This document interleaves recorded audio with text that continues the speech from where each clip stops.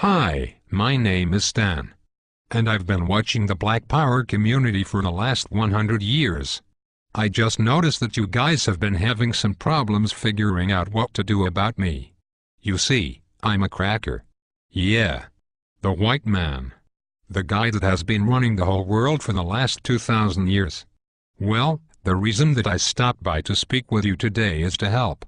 I've been watching you guys fight over gaining real black power, and thought I would give you a few pointers. Since we white guys have been running things since we invaded Africa, I figured I would lay out a blueprint to help you achieve your objectives. Might as well use a plan that works, right?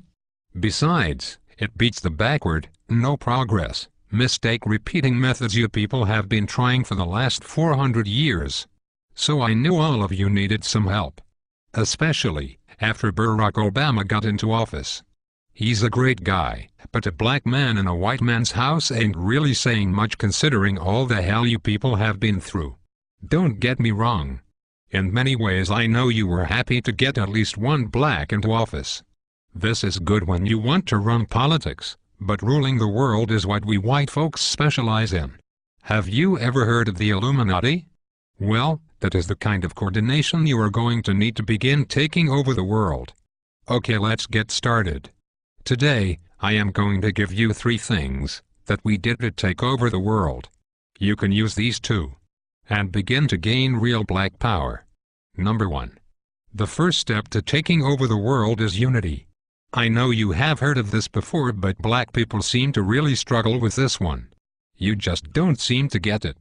You would rather fight against each other instead of your enemies. This is bad business and you will never get true freedom doing things this way.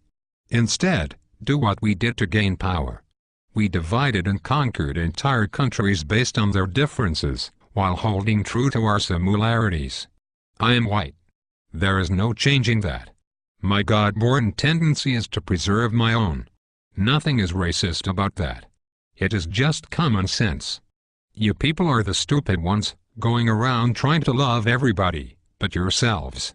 We kicked your asses here in America for over 400 years, and you still go around talking about Jesus loves everyone. While you've been doing all that praying and jumping around, we have been buying up the world and making laws you have to abide by. No offense, but everyone else has unity but you. I mean, look at the business in your neighborhoods. The people that control it don't even look like you. In fact, everyone who comes to this country sets up a business in the black community. The Koreans, the Indians, the Chinese. The list goes on and on. Aren't you tired of letting these other people supply all of your food, nails, and weaves? The one thing they have that you don't is unity. Number 2. Once you get unity, you are going to need to get organized. When we took over the world we had a plan in place. A goal. Since we whites make up a small percentage of the global population, we knew the only way for us to exist was to enslave non-white people. This was our global plan for white supremacy. But we didn't stop there. We organized a military force behind our goal and executed it to perfection. Killing men, women, and children across the globe with brute force. Whatever we needed, we just took it. And if blacks or Native Americans didn't like it, oh well. Remember, there are no rules in war. Our objective is to ensure survival. But you black people seem to think your economic hardships, social injustices, and high arrest rates just happened by chance alone. Never mind, we've worked nearly 4 centuries, day and night to keep you people exactly where we want you. On the plantation. Yeah. It's true. Let me tell you a little secret. Most white people are not going to tell you this. It's an old family secret we have kept pretty quiet about. And for good reason. You see, all that free labor my white ancestors got from your black ancestors, translated into a lot of money.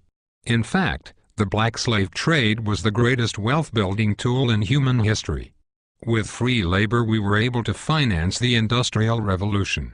Well, all of that money pretty much stayed in the vast majority of white families. And with all due respect, whites intend to keep it that way. You see, Dr. Martin Luther King was pretty good at integrating lunch counters and toilets, However, he didn't do so well at integrating bank accounts, so you blacks were shafted out of the money that was due to you in exchange for a good job and education. But it was us whites who own most of the jobs. Which brings me to my point. It's just another plantation. I say all of that to say, being organized is more than alignment, it is knowing the traps we have laid out for you, and then moving around them. Everybody knows but you blacks. That education will only keep you enslaved. It will only produce what it has already produced. A bunch of dressed-up plantation workers perfectly content, working and serving under another man's vision. You don't really think we are going to teach you to build a nation for yourselves, do you? If you were really educated, you would be able to solve your own problems. Problems like gang violence, poor economics and underrepresentation. Instead, you will continue to pass the notion of getting a good job down to your children. This will brainwash them to be just like you. And the cycle will repeat for generations. While we whites continue to run things at the top, your grandchildren will be celebrating the first black Catholic Pope. I know this has been long, so let's move to number 3. The third way to gain black power is the most important of all. It is this way because it deals more with your psychology than your conscious mind. When we took over the world, we decided to use the most dangerous weapon of all to subjugate the darker peoples of the planet. We used a combination of white supremacy and religion to mindfuck these people into complete submission. If a robber breaks into your house, rapes your family, kills your mother and father, then tells you that in order to go to heaven, you have to worship as God. If someone did that to me, then said that to be born again, I had to worship as God, I'd kill the bastard right on the spot. But you black people seem to have no problem worshipping the God of your enemies. Even worse is the fact that for all the praying that you have done, it seems like the God of the white man is just as racist as we are. Anytime you start believing in the God of your enemy, it pretty much means you're a complete idiot and a pussy, who is too far gone to confront his adversary. This is a deep sickness, because to believe the man who murdered your family is your friend is to believe that watermelons have gills. This kind of thinking lacks critical reasoning, a skill needed to defend territory and the minds of the youth. You even believe that Haiti, the only black nation that ever kicked the white man's ass, is cursed because many of them practice voodoo. You even go further and believe that it was God that hit Haiti with a 7.5 earthquake. You religious-minded blacks thought this about New Orleans too. Let me tell you the truth. We gave you this God because we knew by worshipping a white God you would subconsciously be worshipping us. That was a part of our plan, and it worked like a charm on the early slave plantations. We whites decided to perfect it, and have taken our gods all over the world to dark people. You see, we know that if we can get you to put down your God, and pick up ours, you will lose your real power. This is really effective for controlling a people. Practically, by doing this, you will never fight against us because subconsciously you would be fighting God. I know that is a serious mindfuck. But that is why you cheer for a white Jesus to kill all the darkies down in Haiti and New Orleans, while kissing Pat Robertson's ass. Meanwhile, our harp machines can shake up more prime real estate for the oil companies. If you continue to follow the God of your enemies, you will never rule the world, because you will always have your allegiance with the white man, instead of your God, who's pissed off because you traded him in for a blonde-haired, blue-eyed hippie, whose name we took from the Greek god Zeus. So, let's recap. The top 3 things you need to do to rule the world, and to have black power is: Number 1, get some unity. Stop killing each other over nickel bags of weed and coke. You are basically helping to kill off your own army. Stop it and unite. Number 2, get organized. There is nothing worse than a bunch of rich rappers talking about gangsta and keeping it real, when all of them still work for rich white and Jewish men that pimp them for their talent. With Jay-Z, P. Diddy and Oprah, you black people should have your own distribution company by now, instead of relying on your white backers to put out your albums. This is because you are not organized. This goes for all you sports athletes too. You black sports guys are stupid. You're a grown man and you still have an owner. Stop being a slave and wake up. When you die, all you will have to pass on to your children is a championship ring. When I die, I will have at least 2 islands and a few manufacturing companies to extend my legacy.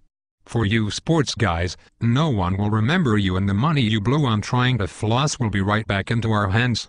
You need to organize and put your money and minds together for one common goal: Black Power. Last but not least, you have to stop following the white man's God. He has really done nothing for you since you started to believe in him. Basically, all my God has done for you is allow white guys like me to continue stealing from you. Sure, we'll give you a few rich blacks to make it up the ladder. But this is to keep up hope in you, so that you will teach cowardness and fear to your children and get nothing in return. You will keep praying while we will keep slaying and taking more land and control of the earth. It will be this way as long as you fall for the lie that some white dude is going to come down from the skies and pull you out of this shit. Stop it. Instead, go back to believing in your God. The God you had when you were rich in Africa and had diamonds, gold, and health. It certainly beats the crap the white man's God has given you. Even if you believed in rocks, you would probably have more luck than what you have gotten with this guy. One last thing. Black people need to stop saying that they're blessed. This is not only dumb, but it lets us white people know that we are still very much in control. If I steal you from your home and throw you into a cardboard box, have you work for 400 years on a plantation, just because I give you a pillow, doesn't mean that you were blessed. It just means that I gave you a fucking pillow. If a guy cuts off your hand, and then turns around and gives you a bandage, it don't mean anyone blessed you. He just needs his slave to be able to work the next day. So you are not blessed just because the white man gives you a doggy treat. It simply means you are fucked. So given all the crap you blacks have dealt with here in America, and abroad, a new car or money for the light bill are just tools we white folks who are trying to run a plantation do to keep up the morale. So, if going from Africa, a land of milk and honey, diamonds and resources, a place where you had a name and thousands of acres of land, to a place where you are struggling to eat in a one-bedroom apartment every day means you are blessed, then elephants have